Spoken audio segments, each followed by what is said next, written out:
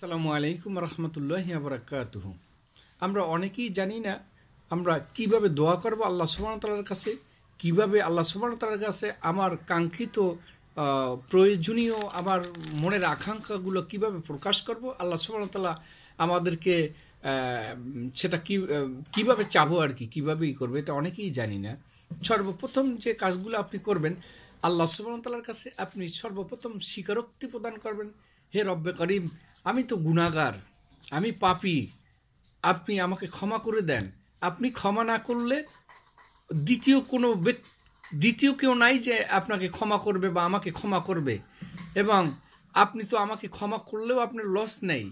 তাই ইয়া রব্বিল আলামিন, আপনি আমাকে ক্ষমা করে দেন।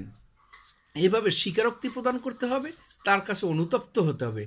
তারপর আপনাকে এমনভাবে চাইতে হবে যে আল্লাহ সুবহানাহু ওয়া তাআলা আপনাকে দেখতেছে, আল্লাহ সুবহানাহু ওয়া তাআলা আপনার কথা শুনতেছে। সেইভাবে মনে ধ্যান খেয়াল নিয়ে আপনি দোয়া করবেন, প্রার্থনা করবেন। অবশ্যই আল্লাহ সুবহানাহু ওয়া তাআলা আপনার দোয়া কবুল করবে। এবং আপনাকে তার আগেও আপনি দোয়া করার শুরুতে আপনি আল্লাহ সুবহানাহু ওয়া তাআলার প্রশংসা করবেন এবং দুরূদ শরীফ পাঠ করবেন। আল্লাহ সুবহানাহু ওয়া তাআলা কোরআনের এক আয়াতে বলছেন যে আল্লাহ ও আল্লাহর ফেরেশতাগণ রাসূলের প্রতি সালাম ও দুরূদ পেশ করে, হে মুমিনগণ তোমরাও করো। দুরূদ শরীফ পড়বেন সর্বপ্রথম, এরপর আল্লাহ সুবহানাহু ওয়া তাআলার প্রশংসা করবেন। আপনি প্রশংসা কিভাবে করবেন সেটা যদি আপনি না বুঝতে পারেন, তাহলে আমি আপনাকে কিছুটা বোঝানোর জন্য চেষ্টা করব।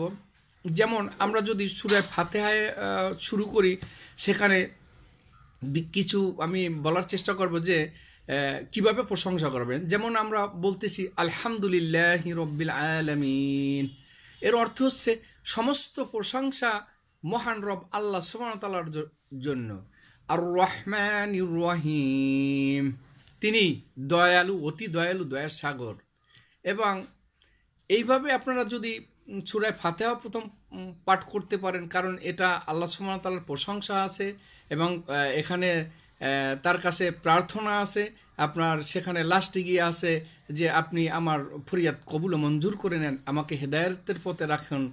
এভাবে সূরা ফাতিহার অর্থটা যদিও আমি পুরোপুরি বিশ্লেষণ করতে পারি নাই, বা পুরোপুরি তো কখনো আমার দ্বারা সম্ভবই না, আমি কিছুটা যেটা জানি তার সামান্য কিছু আপনাকে বলার চেষ্টা করলাম। তো সর্বপ্রথমে দুরূদ শরীফ পাঠ করবেন এবং আল্লাহ সুবহানাহু ওয়া তাআলার প্রশংসা করবেন। এরপর মনে প্রাণে সেই ধ্যানখান নেবেন যে আল্লাহ সুবহানাহু ওয়া তাআলা আপনাকে দেখতেছে, আপনাকে তার কথা, আপনার কথা সে শুনতেছে, এবং আপনাকে যা চাবেন আল্লাহ সুবহানাহু ওয়া তাআলা আপনার নেক মকসদগুলো অবশ্যই পুরো করবে। এরকম মন চিন্তা ভাবনা নিয়ে আপনি আল্লাহ সুবহানাহু ওয়া তাআলার কাছে দোয়া করবেন।